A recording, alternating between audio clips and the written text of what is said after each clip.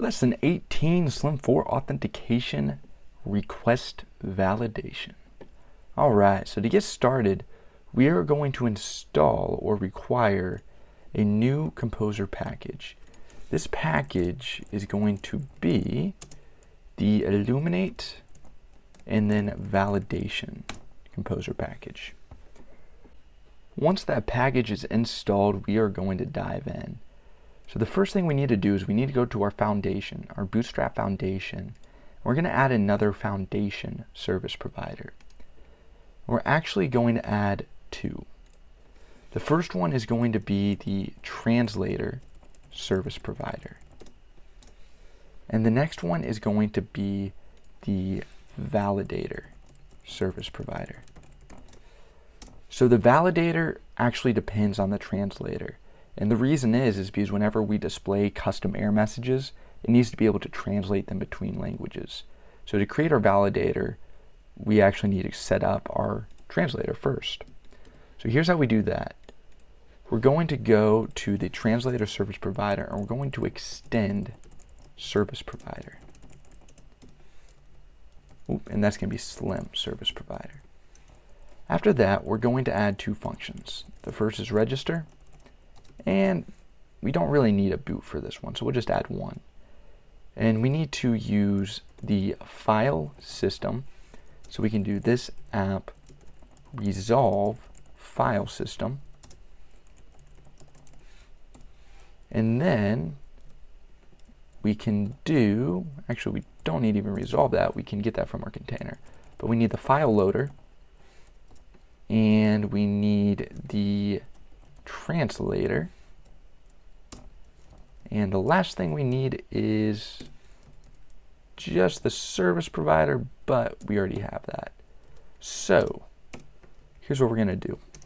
We're going to say this app bind the file loader class, and then we're going to resolve our file system that's already added to our service container through our file system service provider. We're going to say file system files. Then we're going to say new file loader. Then we're going to pass it the files. And then we're going to actually pass it. And here I'm going to close this just a little bit.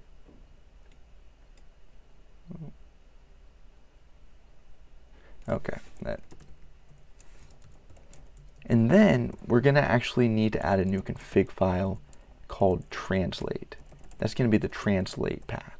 That's going to be where we define our translation paths. Where does the translator go to find the translations? Once we have that set up, we need to bind our translator class.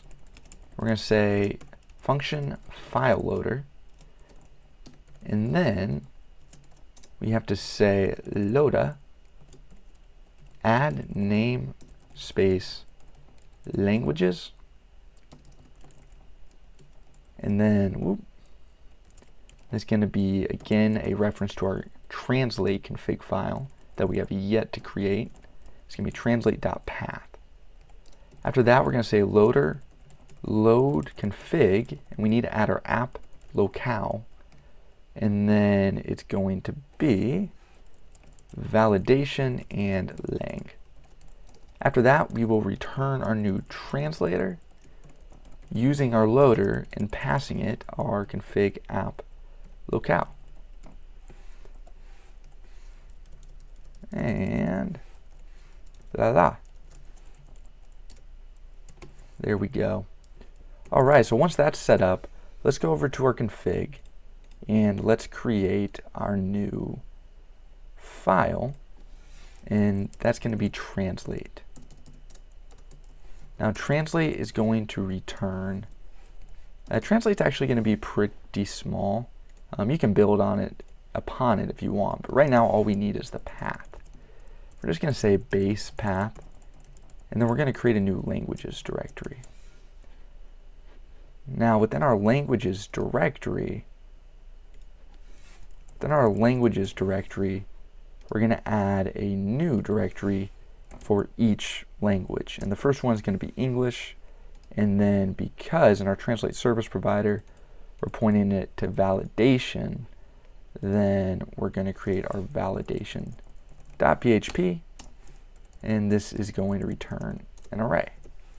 So all we're going to do here is, like when we fail the required rule, we're just going to say attribute is a required field. And by setting it in a language, we can tell users what their errors are in multiple different languages. So pretty cool thing. So after that, we need to go back to Bootstrap Foundation, and we need to add a new HTTP directory.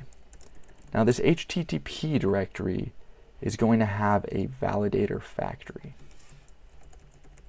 And this validator factory is going to be what we use to actually get our validator. So we're going to do factory, and we want the validation factory. And then we also want to use the translator again. After that, we're going to say we have a protected validator factory. And then we're going to construct our validator factory using a translator. And that translator is going to be set or used to factory up a validation. Or a validator, it's probably a more proper term. After that, we're going to add this public magic call method. This method is going to have the method we're using, the call that does not exist, and the parameters. We're just going to use this to alias the validator. So we're going to say array, and then we're going to say this factory method, and then parameters. Just like that. Alrighty. So then after that, we're going to want to go and actually add our translator service provider and validator service provider.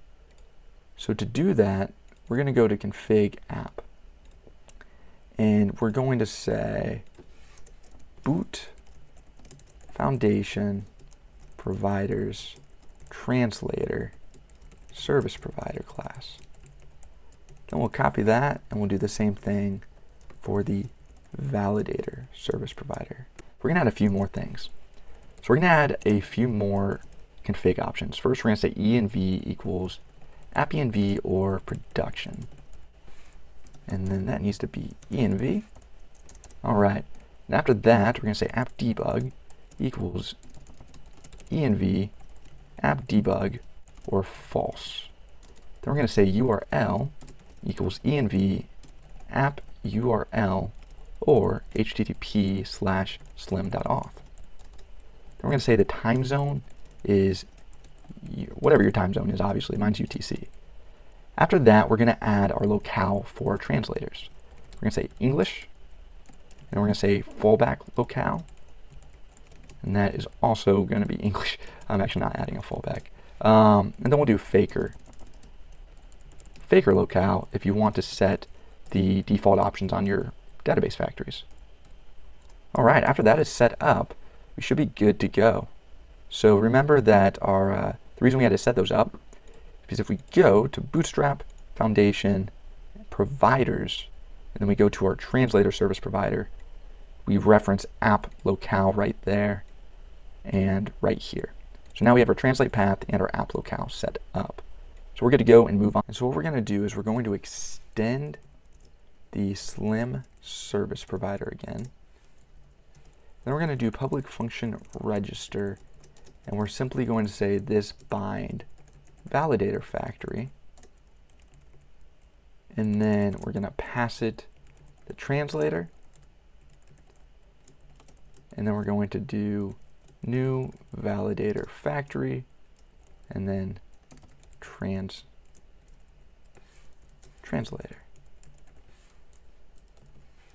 Once that is set up, we need to import this properly, just like that, and should be good to go.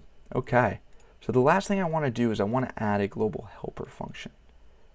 So this global helper function is going to be a validator.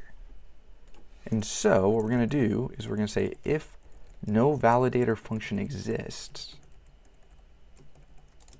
let's create a new validator function.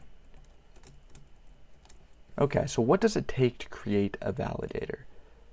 Well, we're going to need to accept the input. We're going to need to accept the validation rules, and then we can optionally override the failed validation messages we show users. All we're going to do is we're going to say our factory is what we resolve from our container. And so that's going to be boot foundation HTTP validator factory class. After that, we're simply going to say return factory make input rules messages. And make that messages. Okay. So we should be good to go. So, now that all of that is set up, how do we use it? Let's go to our login controller. And whenever we try to log in, let's try this. Let's add a new validator.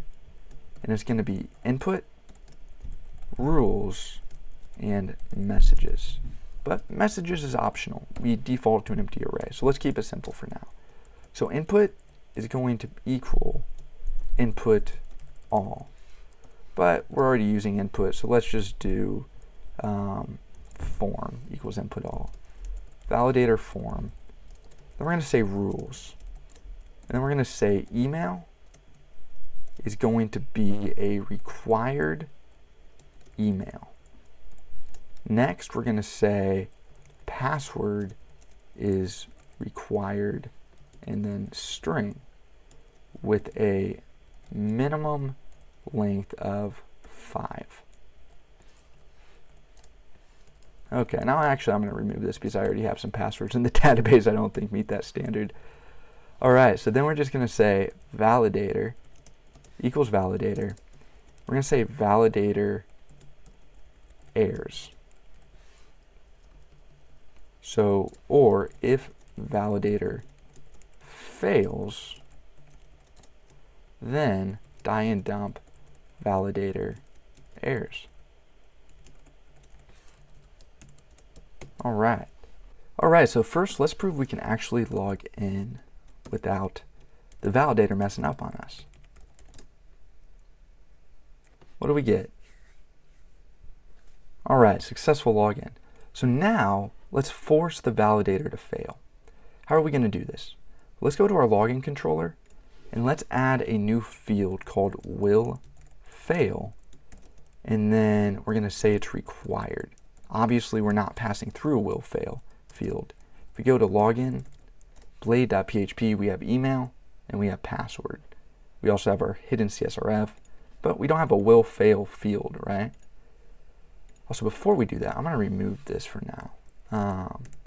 That's in our languages en validation. So this should fail. What's it going to throw at? Okay, there we go. So it did fail, because remember, we're saying if validator fails, die and dump validator errors. But what are the errors? It just says validation.required. That's what failed.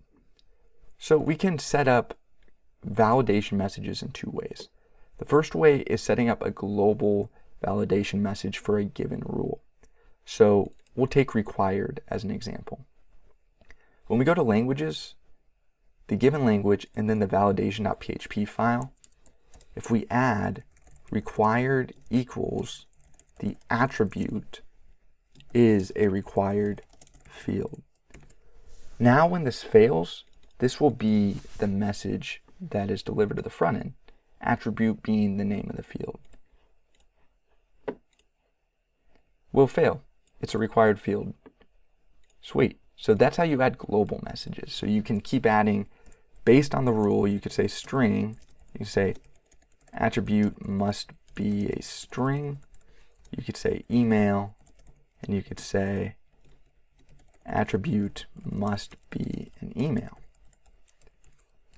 So that works globally. You don't need to add custom validation messages. But say you want to get a little fancy, you want to give some more feedback, or you want to override a global message. To do that, all you need to do is add this messages array and pass it as the third parameter to the validator. And so what we're going to do is we're going to say email, or we'll say WillFail dot rule. So this is going to be dot rule. So it's going to be WillFail dot required is the rule, and we'll say attribute, whoops, it's required. But then let's say we add another rule, and we'll call this string. Well, what we have to do is we have to do WillFail again dot rule. For each rule we want to return a custom message for, we have to add a new key value pair in our messages. So we'll do attribute, whoops, must be a string. And that should override our globals. So let's try this. There you go. Whoops, WillFail, whoops, it's required. So that is how you set up validation messages in Slim 4 using Illuminate validators. Thanks again, guys. This is Zachary Horn with Clean Code Studio, Clean Code, Clean Life. And the next lesson, we will focus on setting up sessions. Simple.